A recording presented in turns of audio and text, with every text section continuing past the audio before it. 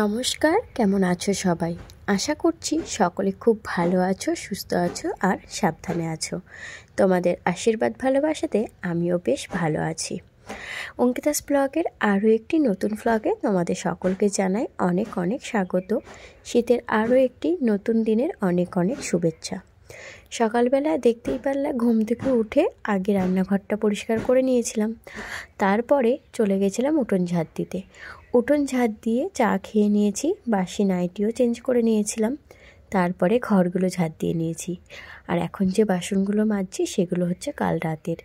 কাল বরমশাই বাড়িতে না থাকায় আমার আর এই বাসনগুলো মাজা হয়নি, কারণ এই অত রাতে একা মানুষ এখানে এসে বাসন মাজা আমার পক্ষে সম্ভব না। একটু ভয় ভয় লাগে, যেহেতু রাস্তার ধারে আমাদের বাড়ি, সেই কারণে আমি আর সাহস করে আসিনি।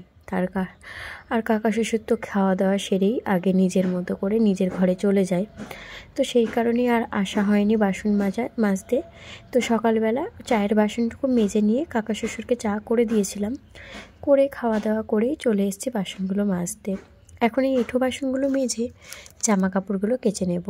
আর আজকে সকাল সকাল এই কাজগুলো করছি তার কারণ হলো বরমশাই আজ কাজে যাবে না। বরমশাই যাবে আমার দাদার সাথে একটুখানি কল্যাণী, সেই কারণেই ও আজ কাজে যাবে না। তো যেহেতু কাজে যাবে না, তাই সকাল সকাল রান্নারও কোনো ঝামেলা নেই। একটু বেলা করে ঘরের বাসি কাজগুলো সেরে নিয়ে তবেই রান্নাঘরে ঢুকবো, একবারে রান্না করে নেব। রান্নাটা একবারেই করা হয় সেটা তোমরা জানোই। আর চলো, এখানে দেখো কাচাকুচিটা কমপ্লিট করে নিয়েছি। আর ওই যে পৌষ মাসের ঝাড়া তো কমপ্লিট, আর এই আজকে মোটামুটি কাচলে আর কালকের দিকটা কাচলে আবার পৌষ মাসের কাচাকুচি কমপ্লিট হয়ে যাবে। আজ কেচেছি দাদার ঘরের আর কাকুমনির ঘরের লেপের ওয়ারগুলো, সাথে কিছু জামা কাপড় ছিল সেগুলোও কাচাকুচি করেছি। কালকে ঠাম্মার ঘরের লেপের ওয়ার আর মশারিটা কাচলেই কমপ্লিট হয়ে যাবে। দাদার ঘরের কাকুমনির ঘরের মশারি তো আমি আগেই কেচে নিয়েছি, আর আমাদের ঘরে তো প্রত্যেক মাসেই কাচা পড়ে, ওটার জন্য আর কোনো আলাদা করে মাস দেখতে হয় না। ওটা আমি প্রত্যেক মাসেই একবার করে কাচি। সেটার জন্য সেটা কি কারণে কাচি সেটা অনেকেই জানো। তো যাই হোক, জামা কাপড়গুলো কেচে যেহেতু সময় হয়ে যাচ্ছিলো জল চলে যাওয়ার, তাই ভাবলাম যে আগে চালটা ধুয়ে নিই, সাথে পুঁই মিচড়িগুলো ধুয়ে নিয়ে আসি। পুঁই মিচড়িগুলো দিয়েছিল কালকে কাকুমনিরা, মানে আমার পাশের বাড়ি কাকি শাশুড়িরা। আমার আর করা হয়নি, তাই কাল রাতে বেছে রেখেছিলাম। এগুলো তো অনেক সময় সাপেক্ষর ব্যাপার, একটা একটা করে গাছের থেকে ছাড়িয়ে ছাড়িয়ে বাছতে হয়। তো সেই কারণে আগের দিন আমার শরীর খারাপ থাকায় আমি আর করে উঠতে পারিনি, তাই কাল রাতে বেছে রেখেছিলাম। তো আজ ভাবলাম একটুখানি করব তরকারিটা, কারণ পুঁই মিচড়ি আমার ভীষণ ফেভারিট। আমার বাপের বাড়ি সবার খুব প্রিয় একটি খাবার। গতবার শীতে কিন্তু আমরা প্রচুর খেয়েছিলাম, কাকিমণিদের বাড়িতেও হয়েছিল আর আমার শ্বশুর বাড়িতেও হয়েছিল। তবে এবার আমার শ্বশুর বাড়িতে আর নেই সেই গাছগুলো মরে গেছে, তবে কাকিমণিদের বাড়ি হয়েছে ঠিকই, তবে এবার গত বছরের থেকে পরিমাণে অনেক কম।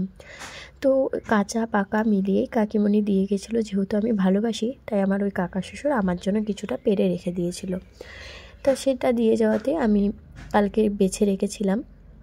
তো এখন সেগুলো ধুয়ে নিচ্ছি জল থাকাকালীন।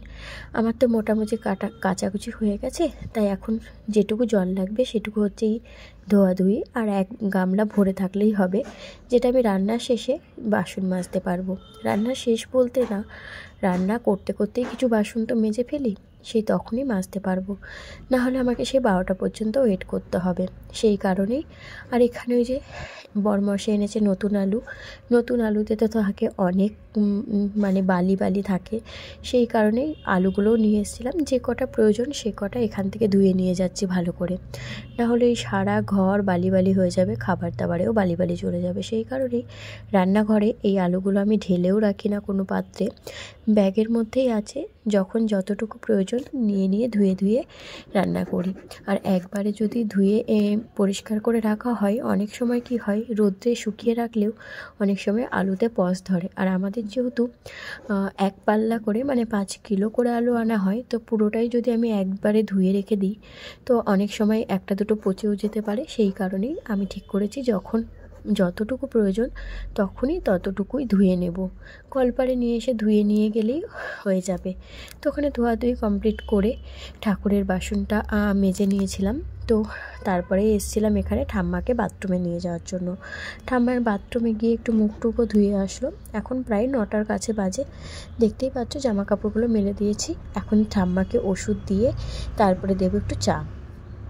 এই যে চা খেয়েছি, মানে আমি খাইনি, ঠাম্মা শাশুড়িকে করে দিয়েছি। আর বরমশাই এখনও ওঠেনি, ও উঠলে তারপরে আমি চা খাবো। তো এখানে বসিয়ে দিয়েছি পুঁই মিচুরিটা। আমি বেসিক্যালি পুঁই মিচুরি এইভাবেই করি, একটুখানি বড় বড় করে পেঁয়াজ, কুচো কুচো করে লঙ্কা কেটে, একটু আলু দিয়ে আর তার মধ্যে পুঁই মিচুরি দিয়ে। এটা অনেকে ভাজা ভাজা করেও খায় পুঁই মিচুরিটা, তবে আমি কিন্তু এইভাবেই বেশ ভালোবাসি। অনেকে আবার এর মধ্যে একটু শুটকি মাছও দেয়, তবে আমি শুটকি মাছ পছন্দ করি না বলে তাই আমি দিই না। তো এটা শুটকি মাছ দিয়েও অনেকেই বলে ভালো লাগে। আর এই পুঁই মিচুরিতে দেখো কালার রং ছেড়ে দিয়েছে। তো রং ছেড়ে দিয়েছে মানে অনেকটাই ভাজা ভাজা হয়ে গেছে। তো এখন এর মধ্যে একটুখানি সামান্য জল দিয়ে এটাকে একটুখানি তরকারির মতো করে নেবো, নাহলে এটা ভাজা ভাজা হয়ে থাকবে। তো এই যে তরকারি দিয়ে দেখো জলটা শুকিয়ে নিয়েছি জল দিয়ে। এখন মোটামুটি আমার এই তরকারিটা পুরো রেডি হয়ে গেছে। এরকম একটা তরকারি যদি গরম গরম ভাতের সাথে থাকে, আমাদের তো আর কিছু লাগবে না। তো এই পুঁই মিচুরি কে কে পছন্দ করো কমেন্টে জানিও, আর তোমাদের কোথায় এইগুলো কী নামে জানা হয় সেটাও জানিও। তো পুঁই মিচুরিটা নামিয়ে নিয়েই এখানে বসিয়ে দিয়েছি একটু শিম ভাজা। শিম দেবো ডালে, ডাল সিদ্ধ বসিয়ে দিয়ে আমি গেছিলাম ঘরে। আর এখানে দেখো ওখানে ডাল হয়ে গেছে, এখানে বসিয়েছি একটুখানি ফুলকপি আলুর তরকারি। এর মধ্যেও একটুখানি মটরশুঁটি দিয়েছি। আর এই যে জল গরম করতে দিয়েছি, এই জলটাই তরকারির মধ্যে দেব। গরম জল দিলে আমি শুনেছি তরকারিতে স্বাদ হয়। আমি চেষ্টা করি বেশিরভাগ টাইমই তরকারিতে গরম জল দেওয়ার। তো যাই হোক, রান্নাবান্না কমপ্লিট, খাওয়া দাওয়া কমপ্লিট হয়ে গেছে।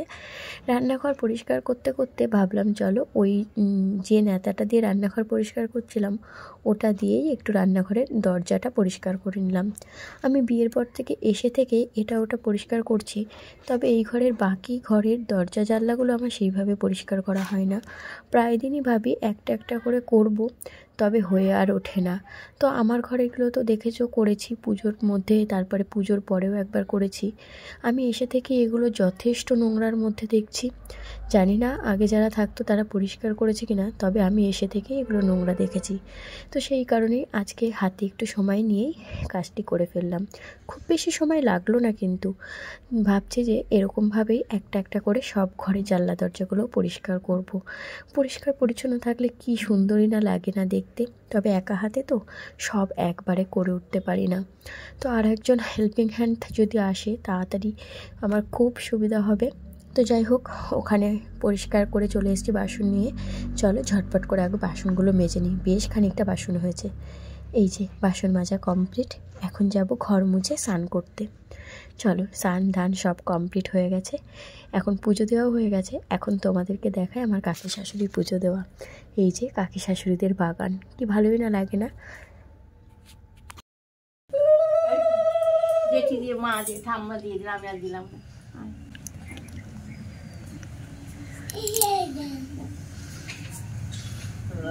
আমার গোপাল কি আমি আরতি করি রে, গোপাল কি আমি আরতি করি, গোপাল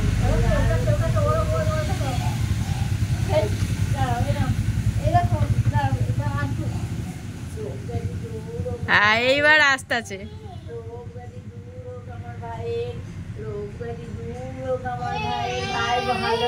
দেখো আবার থাবা না দিয়ে দেয়, এদের কিন্তু স্বভাব আছে, থাবা দিতে যায়। এরা যায় দেখে আগে থাবা মারতে যায়। হ্যাঁ, পুজো করে বাসন তুলে আমাদের বাসন তুলে ঠাকুরের বাসন তুলে ঠাম্মাকে খেতে দিয়ে এসছে। আমার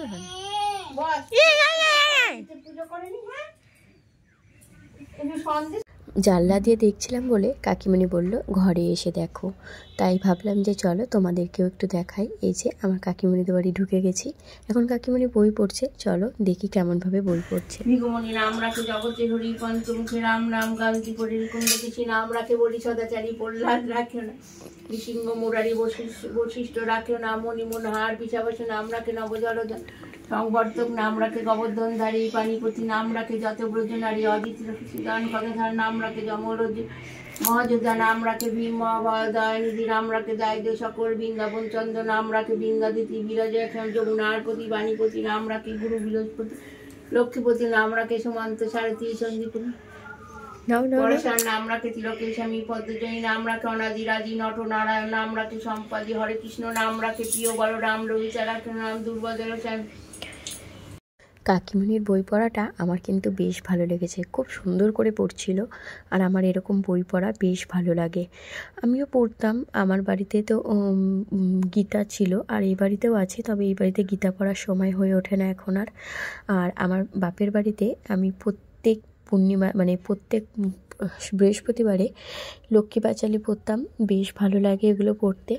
তো সেই কারণেই আজকে খুব শখ হলো গিয়ে একটুখানি বসে একটুখানি তার পুজো দেখবো আর তার মন্দিরটায় গিয়ে আমার তো মনটাই ভরে গেল। এত সুন্দর সাজিয়ে গুজিয়ে পুজো দিয়েছে, আর কি সুন্দর যে লাগছিল তুলসী মানে ঘরের মন্দিরটা।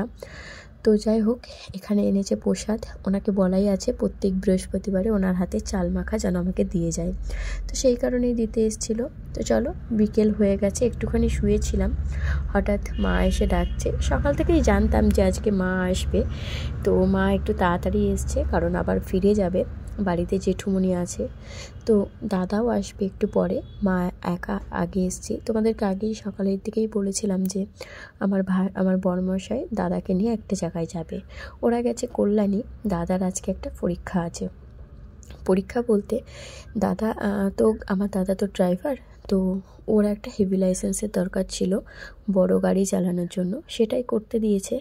তো সেই কারণেই ওদের তো একটা ট্রায়াল হয়, তো আজকেই ছিল সেই ট্রায়াল।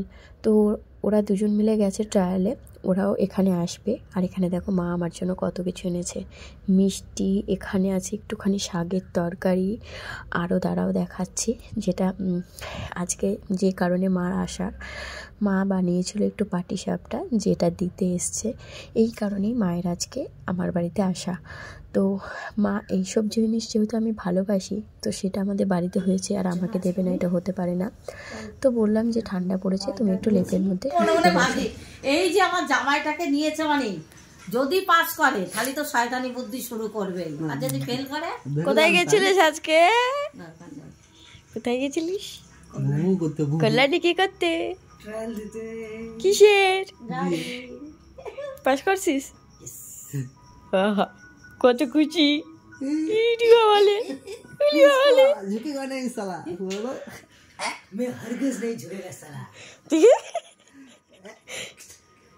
আমার দিকে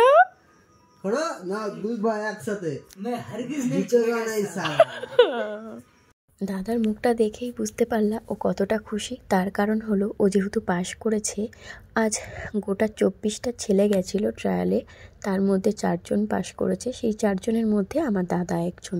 সত্যিই এটা খুশির কারণ। আমাদের অলরেডি লাইসেন্স করতে দেওয়ার জন্য 13,000 টাকা ওনাদেরকে অ্যাডভান্স করতে হয়েছিল, আর আজকে ট্রায়ালের পরে 7,000 দিতে হয়েছে, মোট 20,000 টাকা পড়েছে। সেই কারণেই যদি ট্রায়ালে ফেল করতো তাহলে টাকাটা মার চলে যেত। যাই হোক, মা বাড়ি চলে গেল, আর দাদার কাছে আমি চেয়েছিলাম পাশ করা উপলক্ষে আমাকে ফুচকা খাওয়াতে। তাই দাদারা বাড়িতে যাওয়ার পথে বড়মশাইকে দিয়ে ফুচকা পাঠিয়ে দিয়েছিল, সেটা খেয়ে বসে পড়েছিলাম মা যে খাবারগুলো এনেছিল সেগুলো গোছাতে। মা এখানে এনেছিল 2 রকমের মিষ্টি, একটাতে ছিল সন্দেশ আর একটাতে ছিল আমার জন্য কমলাভোগ, যেটা আমি ভীষণ ভালোবাসি। তো চলো এগুলো গোছগাছ করে রাখি। আর পাটিসাপটা তো দেখেইছো, সাথে এনেছে কমলা লেবু। শীতকালে মা আসবে আর কমলা লেবু আনবে না, এটা হতেই পারে না, কারণ আমি কমলা লেবু ভীষণ ভালোবাসি, এটা মাও জানে, আমার বড়মশাও জানে, এতদিন হয়তো তোমরাও জেনে গেছো। তো চলো ভিডিওটি তাহলে এখানেই শেষ করছি। সবাই সুস্থ থেকো, ভালো থেকো, সাবধানে থেকো। আর শীতে কিন্তু পিঠে খেতে ভুলো না, আর পারলে আমাকেও কিন্তু ইনভাইট করো, আমি কিন্তু পিঠে খেতেই ভীষণ ভালোবাসি। তো চলো ভিডিওটি তাহলে এখানেই শেষ করছি। সবাই সুস্থ থেকো, ভালো থেকো, সাবধানে থেকো আর নিজের আপনজনদের খেয়াল রেখো। দেখা হবে আগামী দিনের আরও একটি নতুন ভ্লগে।